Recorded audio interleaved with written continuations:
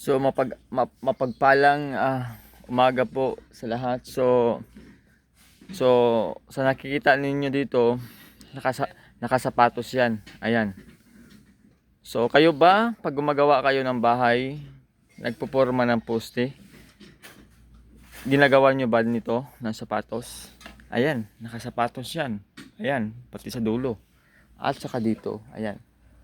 Nakasapatos 'yan. Ayan. Para maging perfect yung yung poste nyo, yung alignment ng poste nyo. So ganyan lang. So nakasapatos yan. So siya ang magiging isa din sa maging support ng ating forma. Ayan, at sa guide yan, naka-layout yan. Binatakan namin yun mula doon. Hinatakan namin ng tangse hanggang sa dulo. Ayan. So may sapatos yan. Lahat nakasapatos to.